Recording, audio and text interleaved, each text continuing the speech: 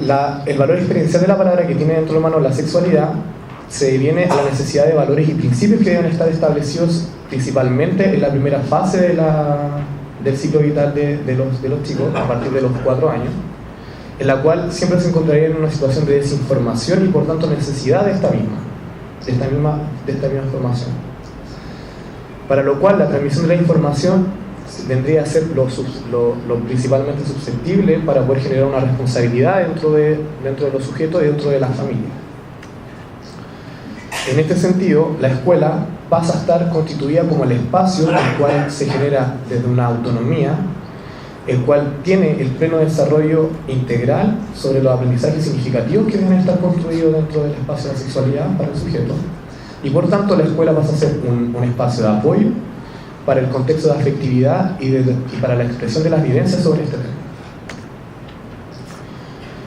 Por tanto, el sujeto adolescente dentro del manual es un sujeto permanente en riesgo, como ya había mencionado, en el cual la violencia y el embarazo van a ser los principales ejes a intervenir dentro de esta educación, en la cual el principal dispositivo pasa a ser la afectividad, que viene a mediar las relaciones de género y por tanto generar este origen binario de hombre-mujer. En este sentido, el sistema educativo nos permitiría entregar habilidades, valores y experiencia, lo cual mantendrían un eje de responsabilidad y por tanto la importancia de la anticoncepción. Para seguir comprendiendo los actores y las relaciones, la intervención del Estado como garantía de integración, el gobierno se presenta con una capacidad de agencia sobre el desarrollo pleno de los sujetos, pero estableciendo políticas y planos formativos, los aspectos éticos y morales que deben estar establecidos con el conocimiento de la educación, desde los riesgos, la desinformación y la formación en sexualidad, para poder establecer los principales focos de intervención que vendría a ser el embarazo, ligado a la afectividad. ¿Qué es lo que queremos decir con esto? Es que principalmente el foco de intervención pasa a ser el embarazo, pero no es la preocupación de que la chica adolescente pase a quedar embarazada, sino que la afectividad se liga a que si es que la chica tiene una pareja con quien conformar una familia dentro de este embarazo. Por tanto, la dimensión de los actores de la familia y la dimensión afectivo-sexual presenta el rol principal de la familia a educar sobre sexualidad y la construcción de vínculos afectivos. Por tanto, la identidad pasaría a ser, como se mencionaba en mesas anteriores, en el sentido de que la mujer pasa del embarazo a ser madre, por tanto ya deja de ser mujer. Y en este sentido las valoraciones que vienen a estar ligadas a lo que viene a ser la conformación de familia. Por tanto, el Estado y la familia se establece en una jerarquía hegemónica, en la cual las experiencias personales de las familias quedan por debajo del saber del Estado. Y por tanto se encuentra una carencia de herramientas para entregar a los chicos la formación necesaria para la sexualidad. Por tanto, la escuela es la que debe hacerse cargo para el Estado dentro de estos roles, en los cuales el rol reformativo genera una desinformación en la materia sexual y afectiva, y por tanto la entrega de información debe ser científica y rigurosa, que es lo que debería estar explícitamente en el manual, y es principalmente lo que no se encuentra. Superar el reduccionismo biológico como un rol instrumental.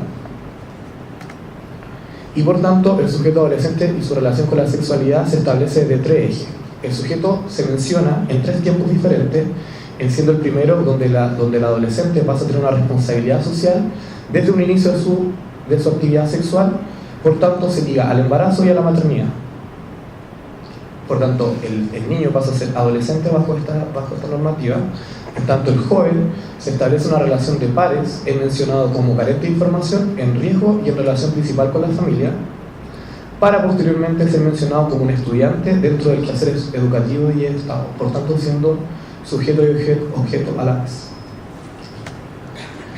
Uno de los que ya mencionaba, para hacer el análisis de las prácticas discursivas, son los ejes de intertextualidad que están explícitamente en el texto, que son apartados destacados que se encontraban dentro del manual, en el cual en primer orden la sexualidad y la necesidad de su formación desde la afectividad y desde el género. Voy a mencionar los que están específicamente destacados, que dice en primer lugar, cito: la sexualidad es una dimensión central del ser humano presente a lo largo de su vida, la cual se vive y expresa a través de pensamientos, y por tanto se liga en este párrafo a la afectividad, mencionando que la afectividad es también una dimensión del desarrollo humano que se refiere a un conjunto de emociones, estado de ánimo y sentimientos que permean los actos de las personas incidiendo en el pensamiento, la conducta y la forma de relacionarse con uno mismo y con los demás, dándole el sentido a lo que tendría que ser la afectividad ligada a la sexualidad. Por otra parte, en este mismo sentido, la sexualidad y la afectividad se ligan a través de una conducta, estableciendo las racionalidades de gobiernos presentes para generar los estereotipos, tanto de género, sexo, a base del enfoque biocéntrico. En un segundo apartado, el enfoque formativo de la sexualidad, afectividad y género como una estrategia de prevención se establece bajo los siguientes parámetros: que no existe una relación lineal entre lo que se enseña y lo que el sujeto aprende, y se destaca también que cada quien puede aprender cosas diferentes precisamente debido a que el proceso de aprendizaje incide en las experiencias trayectorias y recursos personales.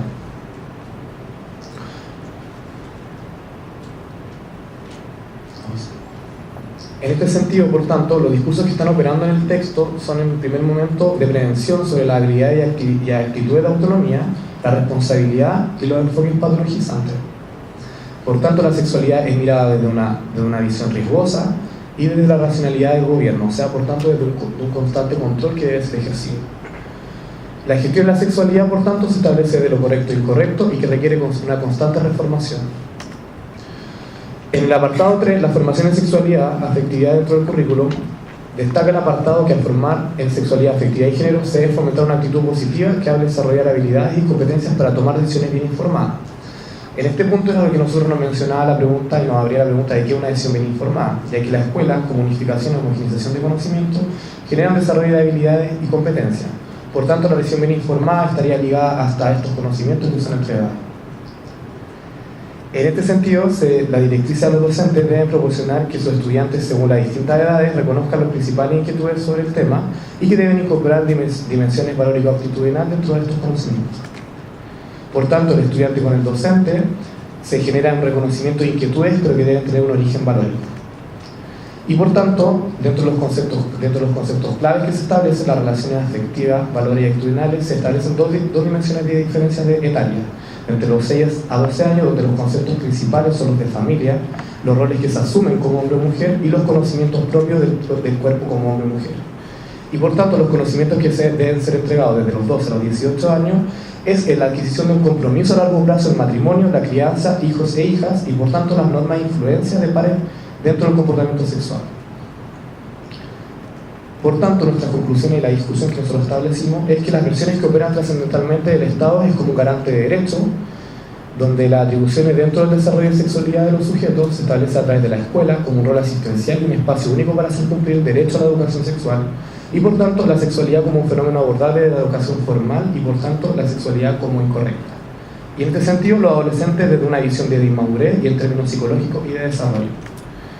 Para lo cual la ley 2418 tiene un carácter flexible que mantiene la hegemonía, otorgando la libre composición de los programas a los establecimientos de acuerdo a su visión y misión, lo cual con el manual viene a tener un control que viene a homogeneizar toda esta libertad que se entregaba sobre la conformación de los conocimientos. Por tanto, las palabras recurrentes fueron de principio, formación, responsabilidad y riesgo, donde la necesidad de intervención se establece como un manual que reproduce un orden social y por tanto la mujer pasa a ser principalmente foco de gestión, estableciendo el régimen afectivo sexual desde el amor platónico. Y dentro, para ir finalizando, la relación entre lo religioso y lo político asegura la construcción de modelos de relación de familia y relaciones afectivas desde la lógica neoliberal, y por tanto el actor dentro de la familia y los saberes sometidos a la afectividad pasa a tener una influencia entre la sexualidad desde la institución y la gestión por parte del Estado, para finalmente generar una agencia dentro del Estado, la familia y la escuela como un sujeto-objeto, adolescente y sexualidad por separado. Entonces nos preguntamos cuál es el lugar de los jóvenes. Y el lugar de los jóvenes dentro de esto se establece dentro de la necesidad de una actitud valórica que debe ser llegada hacia ellos para poder levantar contenido, los cuales generan una conformación significativa del saber y por tanto la buena utilidad de los objetos educativos. En este sentido, la afectividad pasa a ser el nuevo dispositivo de control para los programas de sexualidad, generando jerarquía de género y por tanto de heterosexualidad. Y para ya finalizar, la escuela, la performatividad y el autocuidado se establecen entre relaciones monogámicas, por tanto promover la lógica de familia binaria, el gobierno de los sujetos a partir de una afectividad como dispositivo de control dentro de las tecnologías del yo que han sido planteadas por Foucault, y la ley es disidente con el manual en cuanto al acceso a la información por la edad, ya que la ley establece la educación sexual en educación media y el manual lo establece de los 4 años. Por tanto, la sexualidad como fenómeno gradual está limitada por el desarrollo de la visión desde el autocentrismo y por tanto el gobierno de los cuerpos se establece la relación como determinan las relaciones de poder, de conciencia y dominio dentro de la sexualidad. Gracias.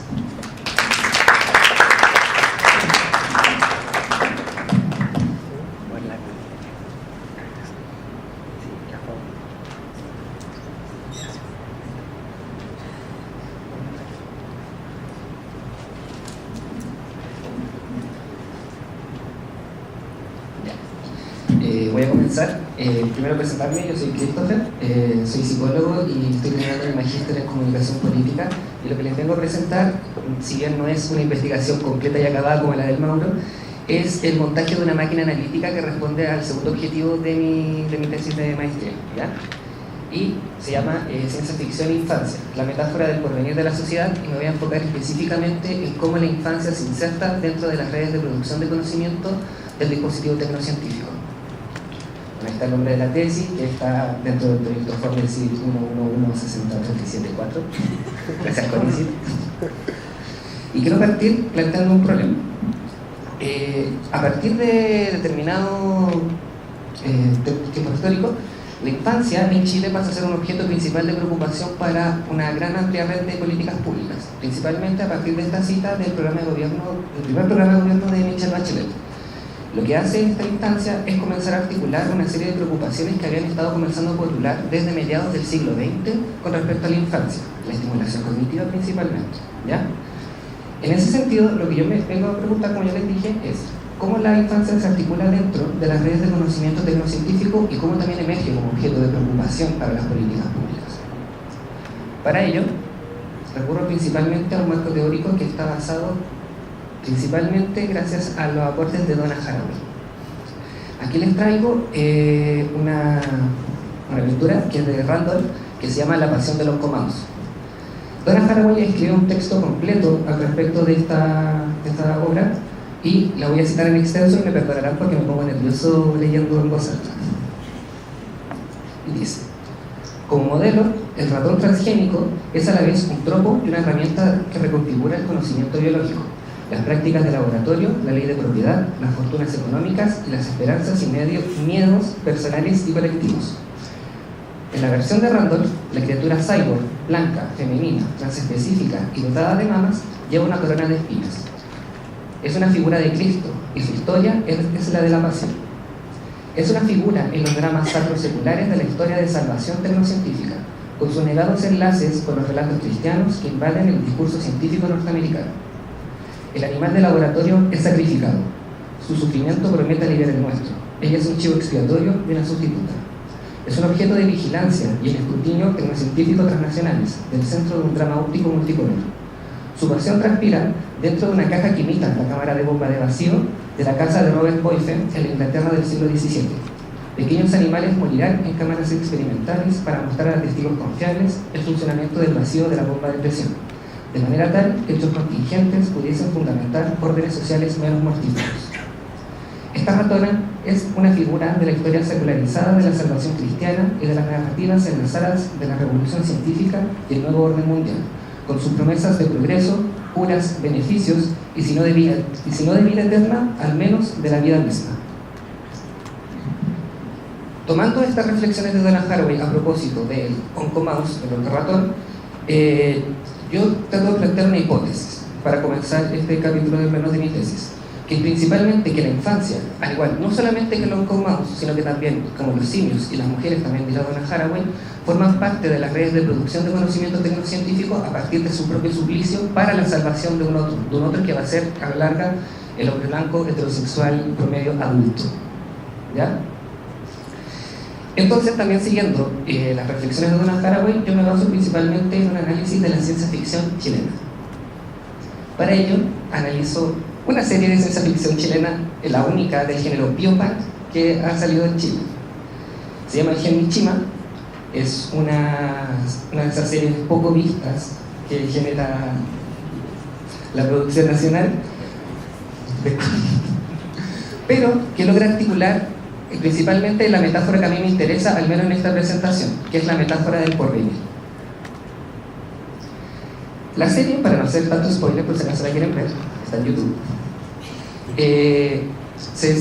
se sitúa en el Chile de finales de la primera década del 2000.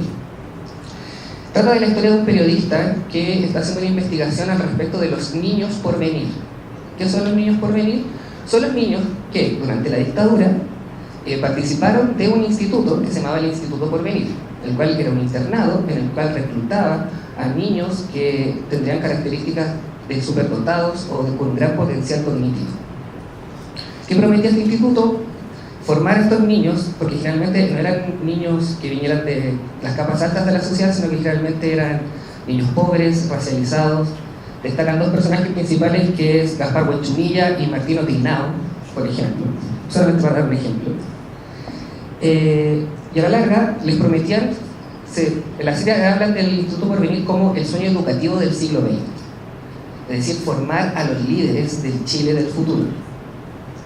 ¿Qué sucede? En la serie, alrededor del año 2001 se destapan una serie de experimentos genéticos que estaban ocurriendo dentro del propio instituto, por lo cual el instituto colapsa y se cierra. Transcurriendo la historia, este periodista está haciendo la investigación y se encuentra con el laboratorio Bauer Lab. El laboratorio Bauer Lab es financiado por las mismas redes que estaban financiando el Instituto Porvenir y formaban parte de sus asesores técnicos ex niños Porvenir, los cuales estaban tratando de buscar a sus otros compañeros para lograr, a través de su sangre, sistematizar una droga, el RSK8, que prometía generar lo que ellos llaman el genio dentro de la botella, es decir, una droga que prometiera la estimulación cognitiva solamente con tomarla. ¿Ya?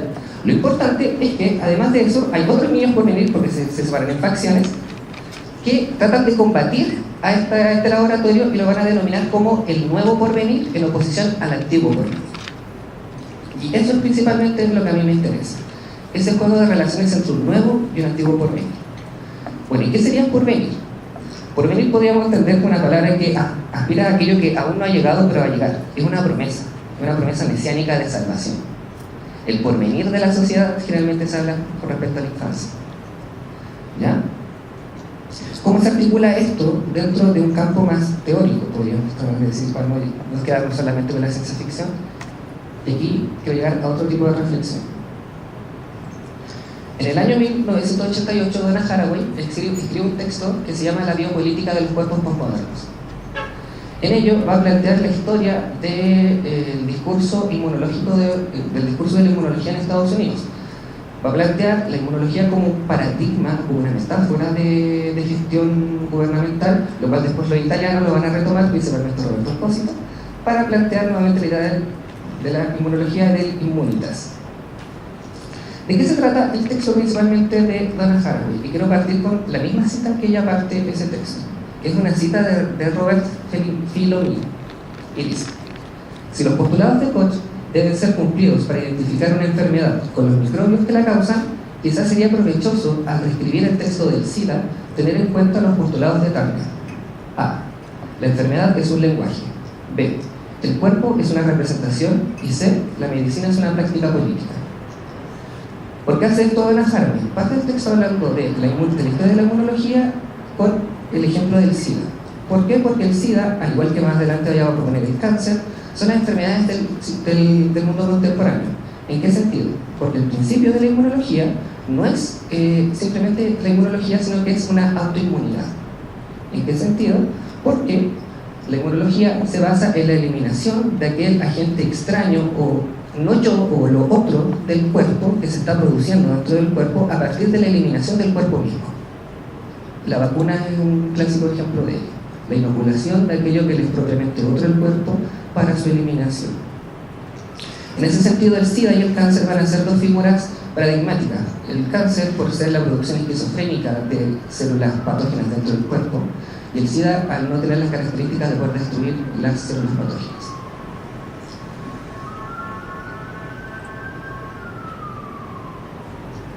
En ese sentido, después, más adelante, con los trabajos de los italianos, vamos a entender la inmunología no solamente como una biopolítica de los cuerpos postmodernos, sino que también como un reverso biopolítico, lo que ellos van a llamar propiamente tal una tanatopolítica.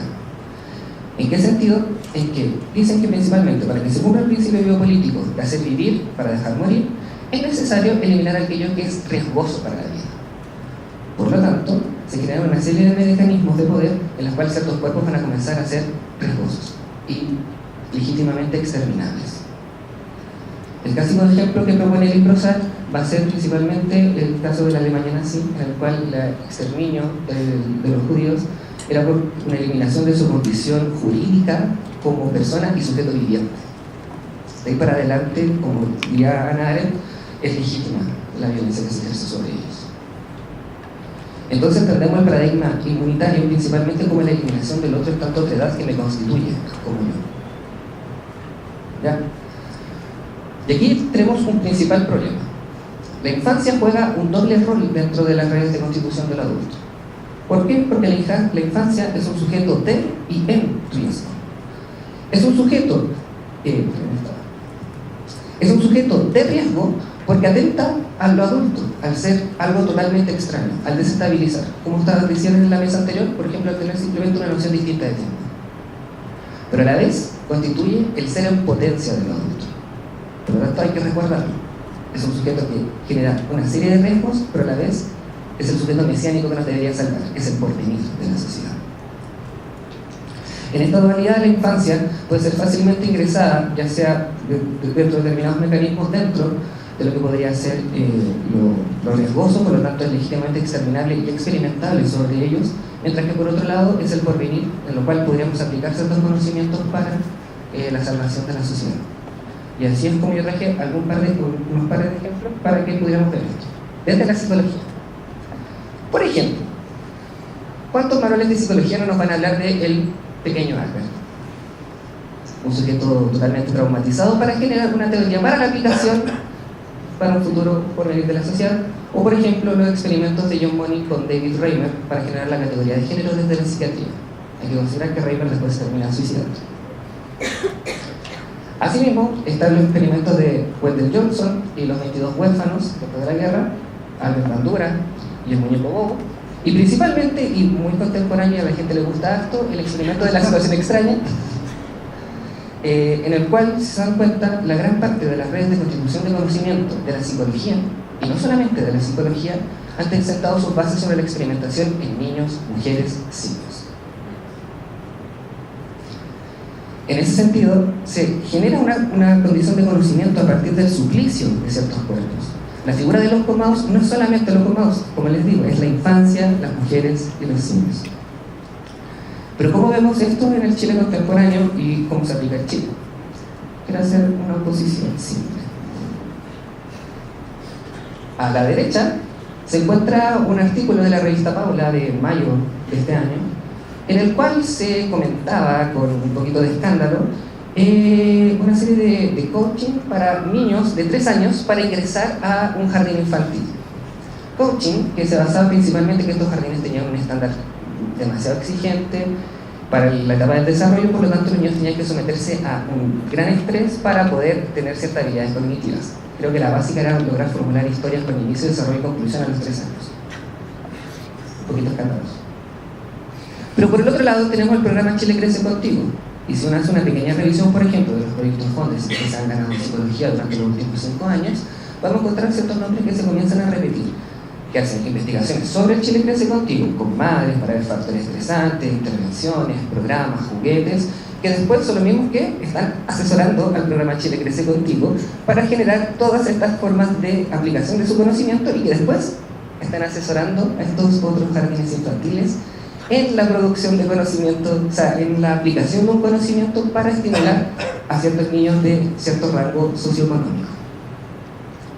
En ese sentido vemos que el antiguo y el nuevo porvenir que yo les comentaba, en realidad no son un antiguo y un nuevo porvenir, sino que son dos formas yuxtapuestas de producción de conocimiento y de aplicación de conocimiento para la infancia. Por un lado tenemos el suplicio que se ejercía en el antiguo porvenir en un laboratorio, en condiciones de internado, de vida de encierro, para la producción de un conocimiento que después va a ser aplicado en forma más mercantil para los privados y la gestión de otros tipos de clases y que incluso ambos son sometidos a un mismo suplicio. Porque los niveles de estrés, que bueno, el mismo artículo lo dice, el mismo nivel de estrés que adquieren los niños para poder postular a este jardín son tremendos, hay niveles de depresión así escandalosos. Por lo tanto, vemos cómo se genera y se produce el porvenir de la sociedad a partir del suplicio de la infancia. Y ya para ir cerrando, esa es básicamente la conclusión, es decir, cómo la infancia se inserta dentro del dispositivo tecnocientífico a partir de una figura mesiánica, como una figura a la cual es necesario sacrificar para generar un conocimiento válido y un conocimiento para el porvenir de la sociedad. Hay que eliminar aquello que va a constituir el mismo porvenir para prometer un porvenir. La infancia funciona dentro de las redes inmunitarias de producción de conocimiento. Bueno, ya para cerrar, terminar con una cita de la misma serie del doctor Seto Mishima, que es el que ha realizado experimentos, que dice: el hombre que conocemos está llegando a su fin, igual Maximiliano. Todos los días me llaman nazi. Todo eso es mentira. Yo no quiero una raza pura. Yo no quiero hombres iguales, perfectos. Quiero una nueva era de santos, dioses, monstruos. Muchas gracias.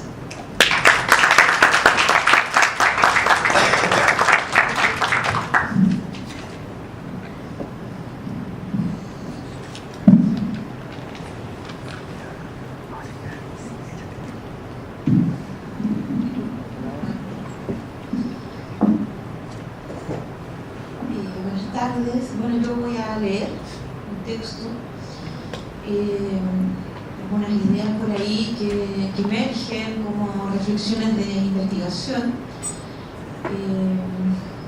y también un poco salirme de un cuadro que uno también trabaja generalmente cuando trabaja de los estudios críticos, entonces quise formular algo más, no sé, algunas ideas lo que yo por ahí.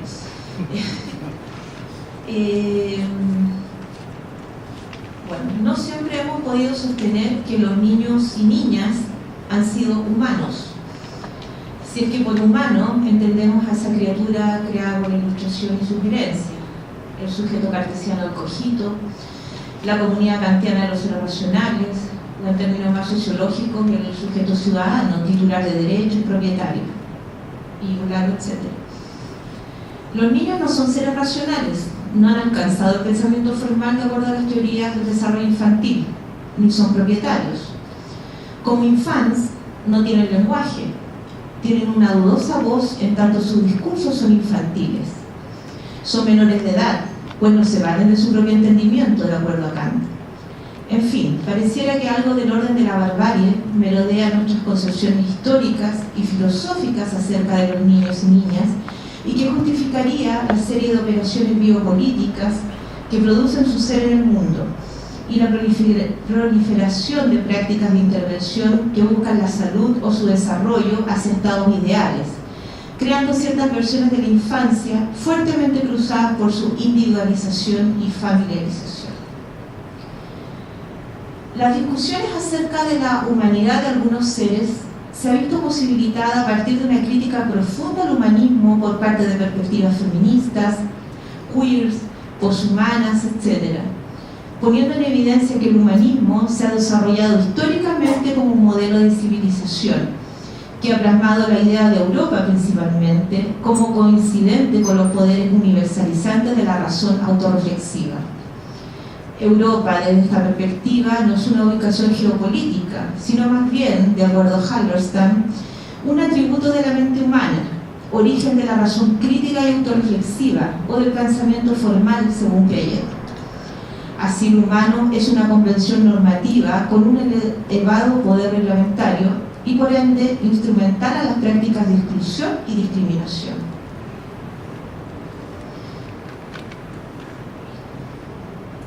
El humanismo, como matriz política epistemológica y ética de la infancia, se ha organizado además en torno a cierta estética del sufrimiento, en que el tema recurrente suele ser la vulnerabilidad de los niños, que se han unido a la voluntad de evitar el dolor por medio de prácticas que se ofrecen como vías de salvación, normalidad y felicidad.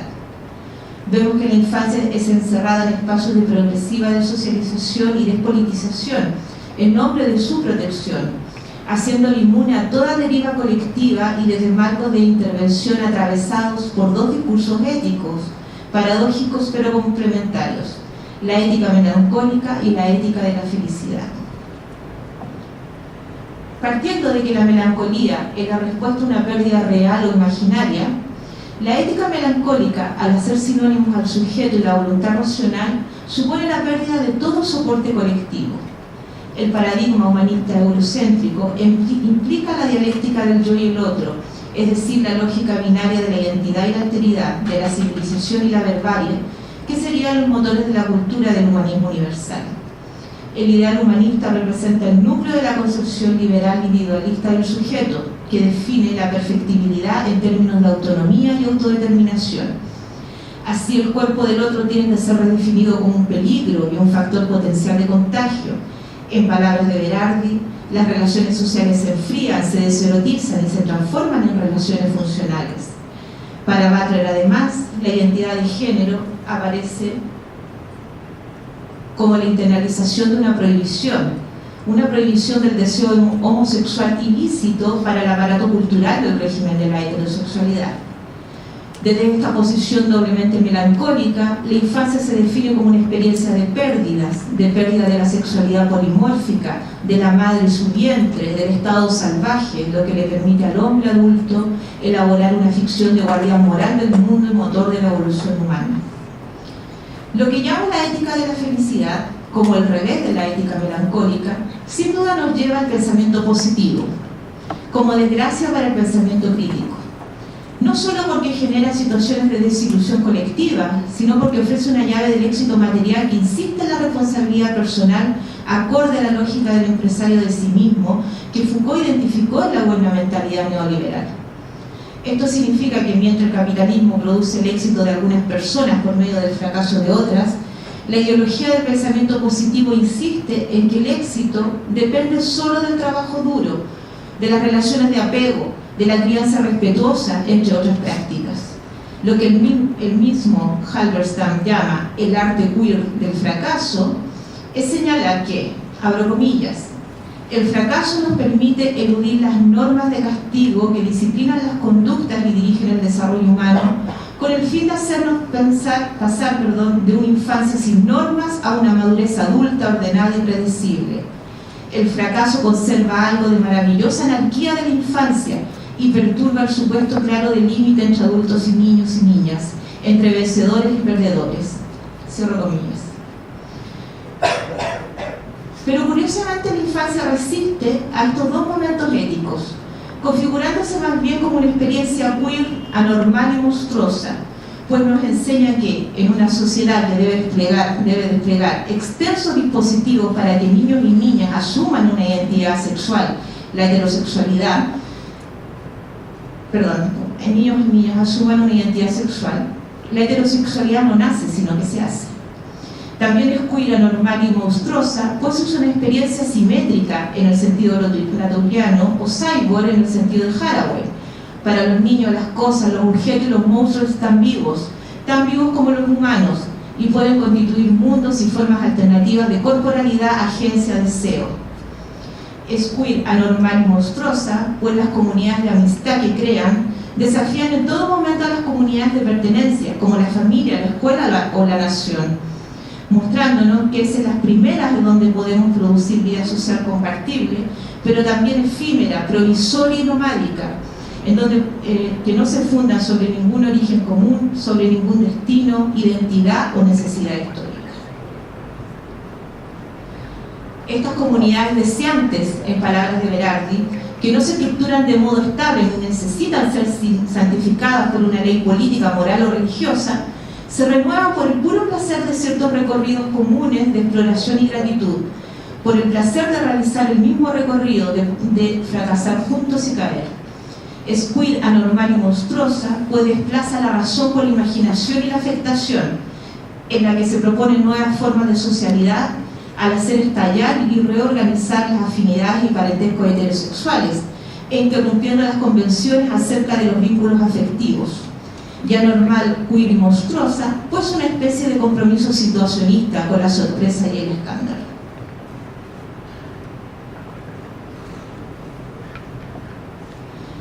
Las vidas queer anormales y monstruosas nos han enseñado que desconectar la vida con formas de familia y de herencia presuntamente inmutables como la familia es una posibilidad de ruptura con las narrativas de la vida heterosexual melancólica y exitosa. Esto supone invalidar los modelos edípicos de producción de la subjetividad infantil, pues la familia es una matriz disciplinaria que niega las condiciones ideológicas de su conformación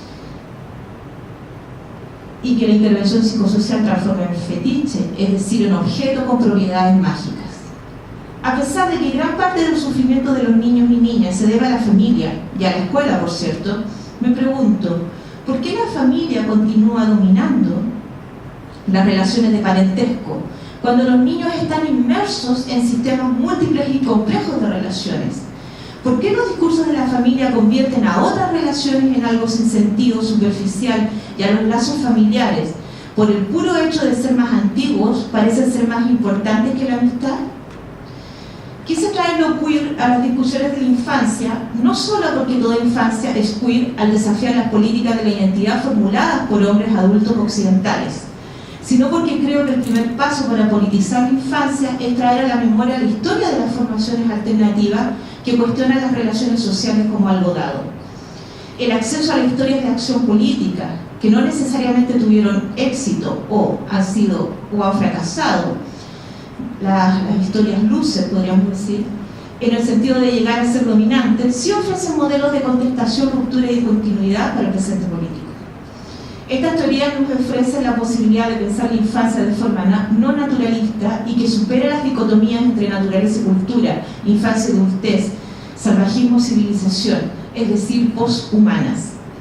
Pero esta poshumanidad debe ser el punto de partida para una ética para evitar las formas perversas de los poshumanos que se muestran en intervenciones actuales dirigidas a lo que Rawls llama la optimización.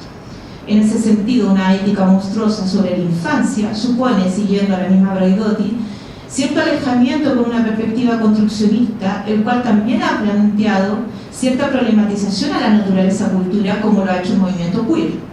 Pero la tesis de esta filósofa es que las aproximaciones construccionistas se siguen situando en la oposición binaria entre lo dado y lo constituido en una lógica dualista, en que si bien se cuestiona la naturalización de las diferencias sociales, no logra impactar en la distinción misma. Estas teorías raritas y nómadas de la subjetividad nos dicen que esta es un efecto que resulta del proceso de ensamblar las instancias reactivas, o las potestas, y las instancias activas del poder, la potencia, en la ficticia unidad de un yo gramatical.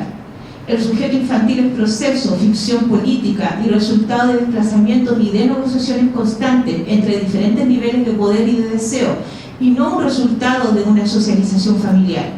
Esto nos brinda la posibilidad de pensar la infancia como una figura liminal y monstruosa, repleta de potencial creativo para su propia subversión y llena de combinaciones nuevas y desconcertantes para pensar la identidad, lo humano, lo político, lo común y la transformación social. Muchas gracias.